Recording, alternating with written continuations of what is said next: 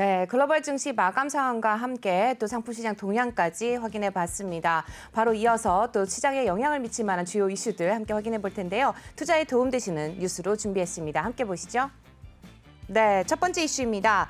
올해 상장한 리비안과 어펌, 로블록스를 포함한 가장 인기 있는 기술주 중 일부는 나스닥이 하락하면서 월요일장에서 급락하는 흐름을 보였습니다. 이제는 투자자들이 다른 산업으로 돌아서고 있다고 하는데요. 투자의 흐름을 파악하기 위해서 관련 내용 준비해봤습니다. 함께 보시죠. 네, 첫 번째 기사 CNBC입니다. This year's hottest technology IPOs had a difficult day라고 해서 월요일장에 대해서 언급을 하고 있는데요. 지금 보시는 것처럼 매도에 대한 명확한 이유는 없다라고 하고 있습니다. No clear-cut reason for the sell-off라고 나와 있죠. 올해 가장 큰 랠리를 보여줬던 주식들이 위기를 느끼고 있다라고 하는데 아마존과의 새로운 파트너십을 통해서 빠른 주가 상승을 보였던 어펌 같은 경우는 오후 거래에서 8% 이상 하락을 했습니다. 그리고 메타버스에 대한 관심 증가 로 수혜를 입은 로블록스도 약 9%가량 하락했다라는 걸 확인해 보실 수가 있습니다. 시장 데뷔 후 포드와 GM을 앞서고 또 테슬라와 경쟁 구도에 있는 전기차 제조사죠. 리비안의 매도세가 또 월요일장에서 이어졌는데요. 투자자들이 계속해서 차익 실현에 나서면서 주가는 10% 이상 떨어졌습니다. 일반적으로 투자자의 예상 수익 증가율 감소를 의미하는 금리 인상에 대한 두려움이 매도의 한 원인이 될 수 있겠는데요. 하지만 조 바이든 대통령은 또 월요일 제롬 파월 미 연준 의장을 두 번째 임기로 또 지명을 했고 연준의 첫 번째 금리는 빠르면 2022년에 여름쯤 될 것이라고 예상을 하고 있습니다. 마저 보시죠. 네, 잠재적 금리 인상이 진행되고 있는 가운데 골드만삭스의 애널리스트는 11월 19일 날 메모를 내놨습니다. 그러면서 포트폴리오를 관리하고 싶으신 분들은 이 부분을 좀 주목해서 보셔야 될 것 같은데 현재 수익성이 높은 성장주에 집중하고 장기적인 성장 기대에 전적으로 의존하는 급성장하는 기업을 피하라라고 조언을 하고 있습니다. 애널리스트들은 우리의 권고는 이자율 상승이나 실망스러운 수익의 위험에 더 취약한 장기적 성장 기대치에 전적으로 의존하는 급성장하는 기업을 피하는 것이다라고 쓰여져 있는데요. 반면에 현재 수익성이 높은 성장주는 듀레이션이 비교적 짧기 때문에 금리 인상 위험에 덜 노출되어 있다라고 언급을 하고 있습니다.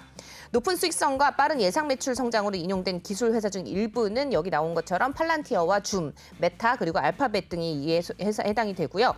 2020년 상장한 종목들 중에서 일부 위기를 느끼고 있는 종목들도 있습니다. 아사나와 21% 급락을 했고 도어대쉬와 에어비앤비 모두 월요일장에서 6%, 7% 이상 하락을 했습니다.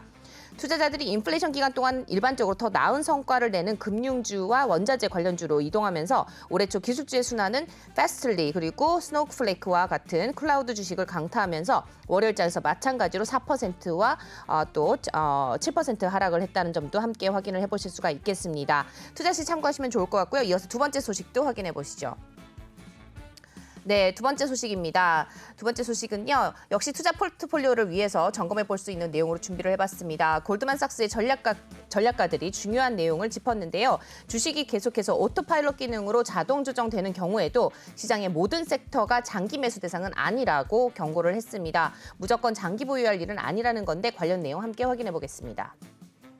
네, 야후 파이낸스에서 확인해 보실 수가 있고요. Why these are the worst stocks to own right now 라고 해서 골드만삭스가 내놨습니다. 한마디로 가지고 있으면 절대 안 되는 종목이라고 하는데 코로나19로부터 지금 회복하기 위해서 노력하는 미국 경제에서 소유해야 할 최악의 주식 중 일부는 타이트한 노동시장에 대한 노출이 높은 주식이다라고 나와 있습니다. 다시 말하자면 임금 인상으로 인해서 이익 마진을 압박할 위험이 있는 종목이고요. 인건비가 많이 나가는 종목들은 피하라라는 얘기로 해석해 볼 수가 있겠습니다. 골드만삭스 수석 미국 주식 전략가죠. 데이비드 코스티는 고용 시장의 타이트함은 향후 몇 년 동안 계속 도전 과제로 남을 것이고 투자자들은 에비트, 이자와 세금 차감전 수익에 비해서 인건비가 높은 주식을 피해야 한다라고 조언을 했습니다. 골드만삭스의 분석에 따르면 이 범주에 속하는 여러 회사들은 IBM과 레이티언, 그다음에 RTX라는 티커를 가지고 있죠. HCA 헬스케어와 그다음에 페덱스 그리고 달러 제너럴 등이 포함이 됩니다. 지금 데이비드 코스틴과 그의 팀들은요. 또 반대로 리오프닝주들이 현재로서는 더 나은 선택이다라고 이야기를 하고 있는데요. 데이비드 코스틴은 현재 바이러스의 수가 증가하고 주식 재개장에 부담이 되고는 있지만 겨울이 지나면서 바이러스 감소와 인플레이션 역풍은 이러한 도전에 가장 많이 노출된 기업의 수익과 마진의 단기적인 부양책을 제공할 것이다라고 설명을 하고 있습니다. 여기에 해당하는 기업들 뭔가 확인을 해봤더니 베스트바이, 홈디포, 로우스, 그다음에 닥터 홀튼, DHI라는 티커를 가지고 있고요. KB홈, KBH라는 티커 가지고 있습니다. 레나, LEN이라는 티커를 가지고 있는 이런 종목들이 해당이 되고요. 하지만 단기적으로는 시장이 최근 연준의 뉴스를 소화함에 따라서 노출이 많은 주식과 또 재개장, 리오프닝 주식 그리고 모두 투자자들에게 잘 적용될 수 있다는 점 함께 참고하시면 좋겠습니다. 이상 글로벌 인사이트 소식 전해드렸습니다.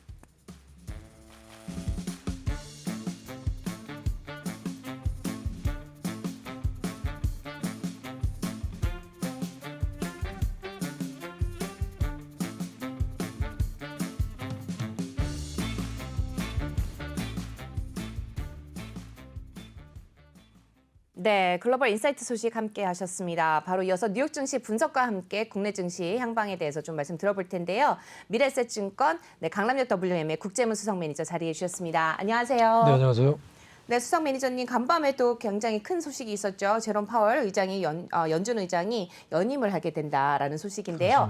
이렇게 되면서 어제 국채 금리가 굉장히 큰 폭으로 상승을 했습니다. 또 뉴욕 증시에도 많은 영향을 미친 것 같은데 어떻게 분석하고 계신가요? 그렇습니다. 사실 백악관에서 제롬 파월 의장의 연임 소식에 대해서 이제 일부는 안도렐레를 보였으나 곧바로 이제 금리 상승 우려, 매물이 추료되면서 떨어졌습니다. 시장에서는 이렇게 해석하는 것 같습니다. 바이든 대통령이 다시 한번 어떤 인플레이션을 강조했다는 점, 그리고 파월 의장도 이에 따라서 인플레이션이 가계에 부담을 주고 있다는 점을 충분히 알고 있다. 자, 이런 점이 시장에 대한 부담감, 그리고 인플레이션이 부분적으로 어떤 코로나 영향을 받았다. 부분적으로라는 말을 썼다는 얘기는 시장에서는 그렇다면 또 다른 내용이 있다는 걸까? 자, 이런 부분을 시사한다는 점인데, 여기에 옐런 재무장관도 어떤 인플레이션에 대한 강조, 그리고 시장에서는 비록 안도렐레를 보였지만 또 다른 측면에서는 이제 바이든 정부의 정책적인 공조 가능성이 상당히 좀 파월 의장을 연임시키면 상당히 좋지 않을까, 이런 부분을 해석했다는 점, 여러 가지 맞물리고 있습니다. 시카고 경제지수가 상당히 좋았음에도 불구하고 이런 시장에 대해서 한쪽 면에서는 긍정적인 스탠스, 또 다른 쪽에서는 어떤 다시 한번 인플레이션에 강조되는 이런 우려감, 일부 금리 선물 시장에서는 내년도 6월 달에 금리 인상 100% 가능성, 이런 얘기가 자꾸 나오다 보니까 시장에서 여러 가지 어떤 위축, 그 다음에 이제 매물 출회, 이런 점들이 나오는 것 같습니다. 그래서 전일 어떤 나스닥에 많이 올랐던, 그동안에 많이 올랐던 기술주 중심의 매물이 출회되면서 주가가 떨어졌고요. 하지만 여러 가지 어떤 공급망 우려에 대해서 지금 신흥국 베트남이라든가 말레이시아 이쪽에서는 공장 가동률이 재정상화되고 있다는 점, 그리고 그동안 우려스러웠던 어떤 서부 쪽의 항만도 원활하게 풀리고 있다.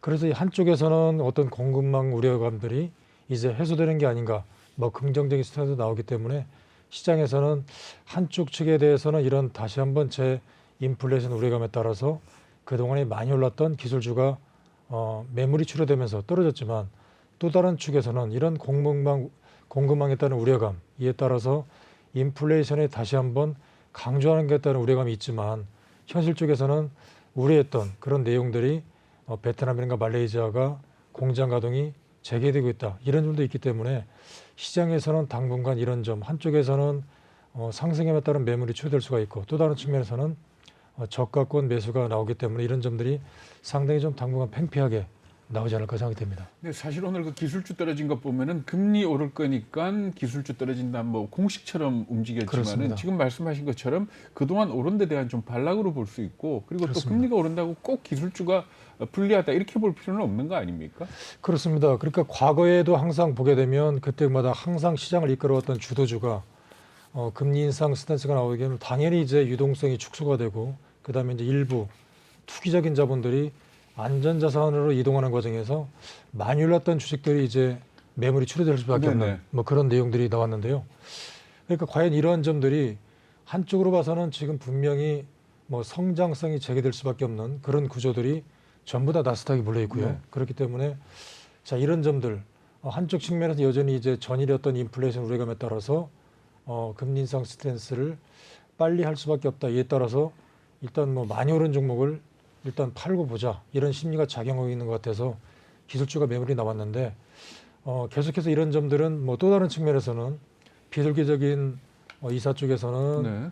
어떤 금리 인상 스탠스를 충분히 경기 상황을 고려하면서 하자 이런 얘기가 나올 수밖에 없기 때문에 당분간에 어떤 매파적인 의견이 나올 때마다 어떤 기술주에 따른 매물 출회 또 반면에 비둘기적인 의견이 나온다면 다시 한번 성장성 있는 뭐 기술주에 대한 매수 이런 점이 당분간 어떤 그 주목될 수밖에 없는 그런 구조가 예상됩니다. 달러 인덱스가 많이 올랐지 않습니까? 그렇습니다. 어떻습니까? 우리 시장이 오늘 환율 좀 오를 걸로들 예상을 하던데 외국인 그렇습니다. 투자가들 움직임은 뭐 달러 환율하고 좀 관계 있지 않을까요?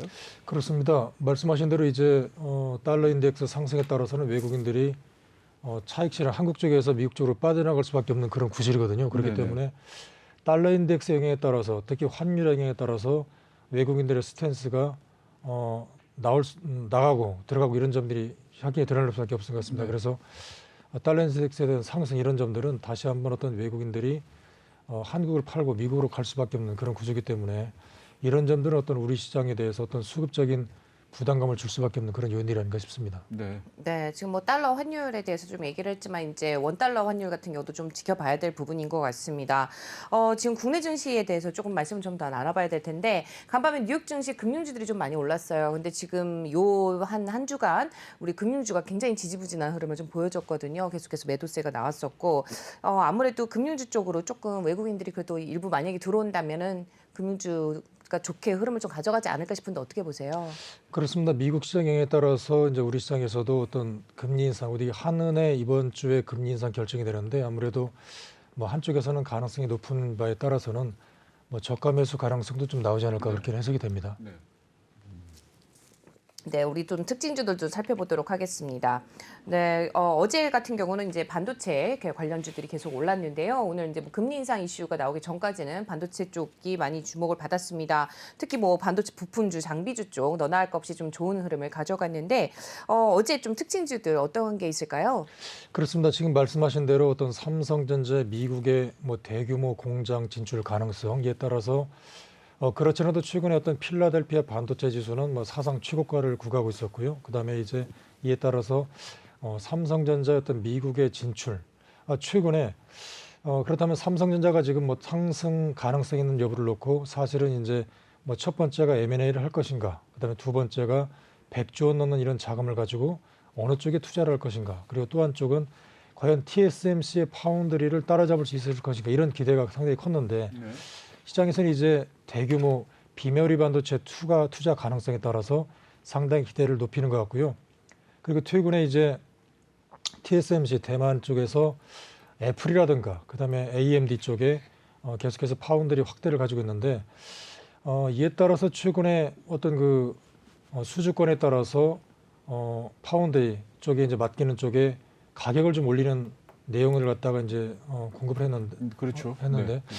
애플 같은 경우가 상당히 수주가 크기 때문에 TSMC가 애플 쪽에서는 2%밖에 안 올리고 그다음에 다른 쪽 AMD나 이런 쪽에서는 20%를 그대로 올리겠다. 그렇기 때문에 그동안에 이제 뭐 TSMC가 뭐 세계 최고의 어떤 파운드리를 입지를 구축했는데 AMD 쪽에서 뭐 애플에 대면 애플만 특혜를 준다. 뭐 상당히 좀 불만을 초래하면서 삼성전자 쪽에 파운드리를 한번 맡길 가능성이 상당히 높다는 최근에 이런 점들이 제기되고 있습니다. 그렇기 때문에 일부에서는 바로 이런 점들이 이제 뭐 삼성전자의 어떤 공장 확대와 함께 AMD 쪽에서 이제 삼성전자의 파운드리 쪽을 맡길 수 있는 가능성이 높지 않은가 이런 부분에 대해서도 모처럼 만에 외국인들이 삼성전자에 매수를 한 것 같은데요. 그래서 여러 가지 이제 내용을 놓고 과연 이런 점들이 미국 쪽에서 이제 어떤 삼성전자 쪽에 가능성을 상당히 높이는 게 아닌가 이런 쪽에 대해서 주가가 좀 오르고 있는 것 같습니다. 그래서 모처럼만 어떤 외국인들과 기관에 대한 매수 이런 점들에 대해서 삼성전자 어떤 매수 쪽 외국인들 그리고 이에 따라서 어떤 전체적인 시스템 반도체 어떤 테스라라든가 뭐 제주 반도체 그리고 이에 따른 어떤 반도체 주가도 상당히 많이 올랐고요. 그다음에 DB하이텍 같은 경우도 일주일 넘게 지속적인 상승세를 보였다는 점이 있는데 결과적으로 이제 어떤 파운드리 업체의 어떤 입지가 상당히 높아지고 있다는 점 이런 점들이 뭐 전일 모처럼 만에 어떤 특징주, 전반적인 어떤 특징주가 아닌가 싶습니다. 그런데 사실 뭐 삼성전자 오르면서 메모리 수요에 대한 전망도 좀 좋게 나왔지 않습니까? 아, 그렇습니다. 근데 어떻게 보면은 개인들만 팔고 외국인들 같은 경우는 아주 많이 산 걸로 이렇게 나오던데 그렇습니다. 어떻습니까? 이 개인 입장에서 그러니까 이 삼성전자 주가가 계속 이렇게 뻗칠 수가 있을까요? 아니면 좀 한 번 더 살 기회를 줄 수 있을까요? 지금 이제 말씀하신 부분이 이제 전일 이제 외국인들이 모처럼 많이 이제 뭐 매수를 많이 하다 보니까 이제 금년 1년 내내 떨어지기만 했던 삼성전자에서 네네. 이제 일부 이제 뭐 조금 남은 개인들은 좀 팔지 않았나. 네. 상당히 좀 오랫동안 들고 있었기 때문에 그랬겠죠. 그렇게 해석이 되고요.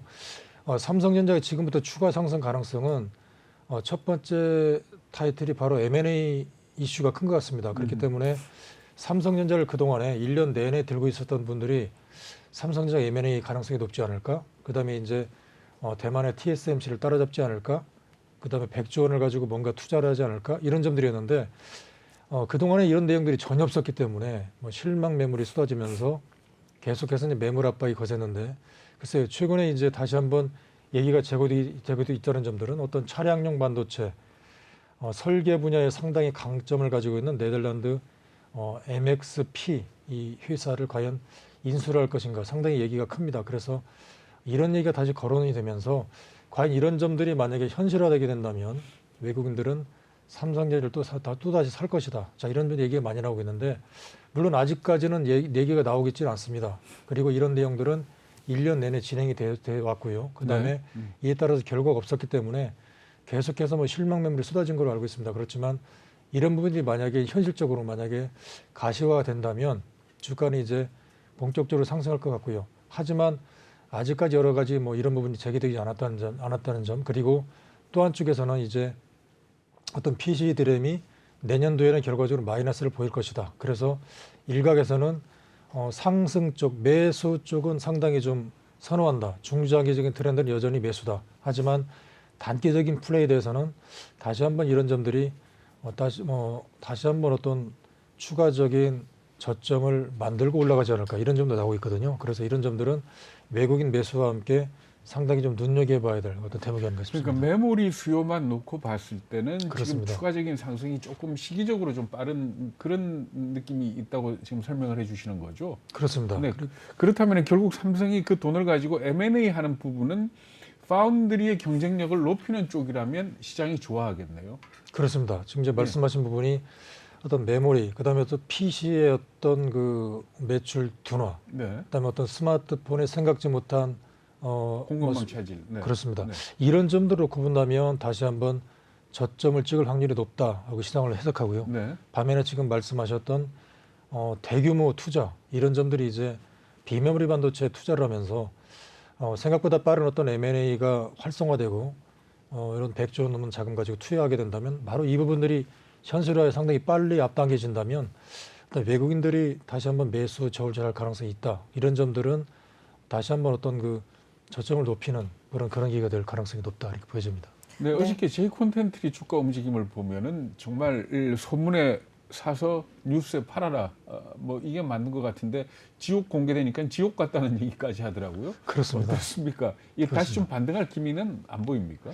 그렇습니다. 전일 어떤 저도 퇴근하고 보니까 집에서 지옥을 계속 들여보고 있더라고요. 그래서 이제 뭐 나오자마자 지금 뭐 세계 24개국에서 1위, 네. 오징어 게임을 지금 1위를 했다는데 글쎄요, 한국의 어떤 제작사가 이제 세계 시장에서 뭐 나오기만 하면 1위를 뭐 구가한다 네. 이런 점들과 함께 여기에 이제 투자한 계열사인 J콘텐트리가 뭐 장 초반 상승세를 보이다가 후반에 좀 매물이 쏟아지긴 했지만 네.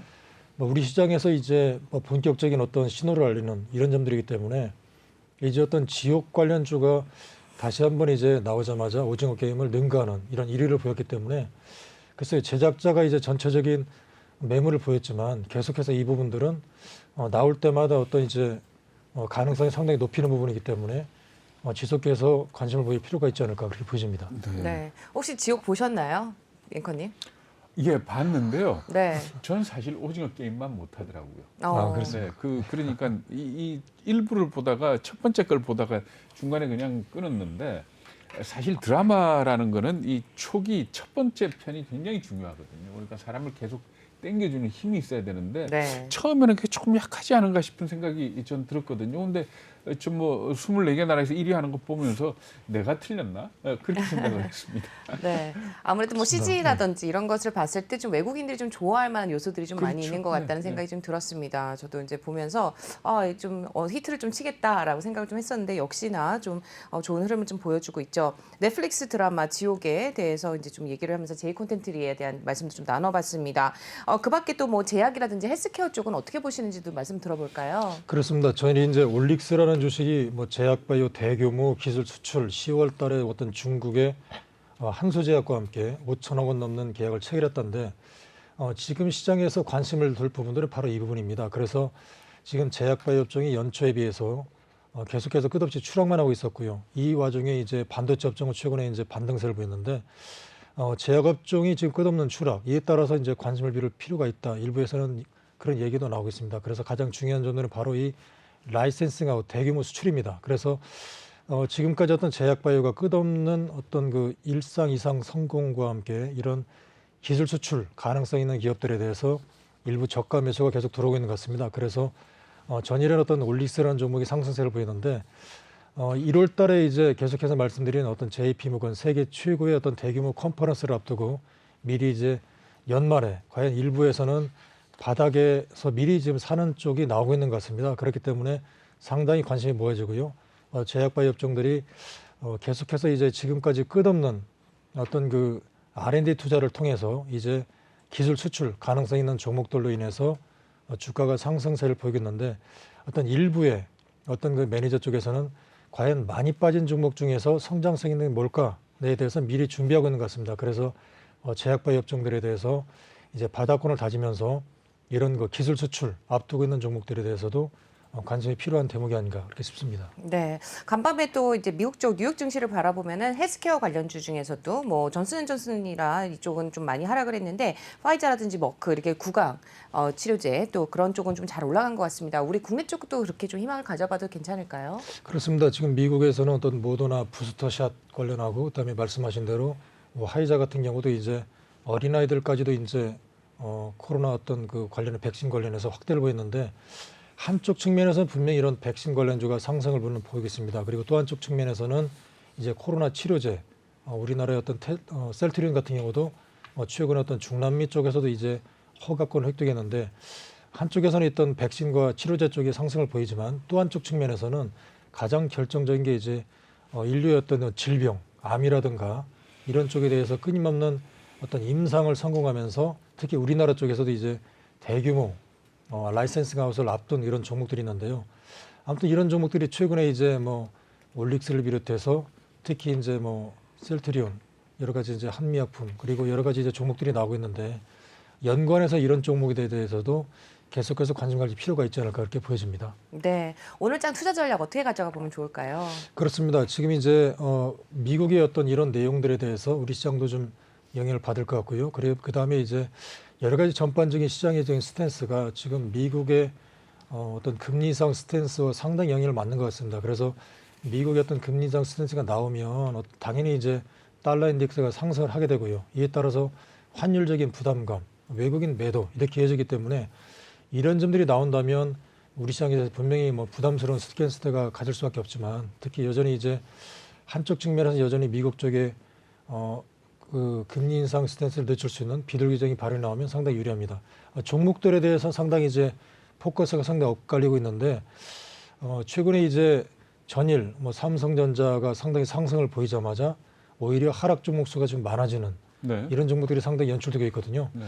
그렇기 때문에 시장에서 이제 과연 삼성전자가 상승을 보였을 때 그동안에 많이 올랐던 미국 같은 경우도 기술주가 떨어졌는데 우리 시장에서도 상승세에 이끌었던 어떤 2차 전지라든가 NFT 이런 메타버스 관련주가 매물이 추되면서 떨어졌습니다. 네. 그래서 자 우리 시장에 대해서 이제 삼성전자가 이틀 정도 상승을 보이면서 매물이 추리될 때 다시 한번 어떤 2차 전지나 메타버스 관련주가 다시 한번 재상승을 보일 가능성도 있다는 점. 그러니까 순환매가 좀 이루어지겠네요. 그렇습니다. 아무래도 시장이 이런 순환매를 염두에 두고 매매를 하셔야 될 것 같고요. 그래서 이런 점들에 대해서 시장에 대한 전략을 종목별로 계속해서 좀 보시는 전략이 상당히 유리하지 않을까 그렇게 싶습니다. 일반인들은 대응하기 참 어려운 장인 것 같아요. 그렇습니다. 지금 시장에 대해서 상당히 지금 말씀하신 상당히 어려운 것 같습니다. 네. 왜냐하면 작년 같은 경우는 예를 들면 2차 전지가 주도주였기 때문에 그 종목을 사서 1년 동안 들고만 있었으면 상당히 쉬웠던 것 같고요. 네.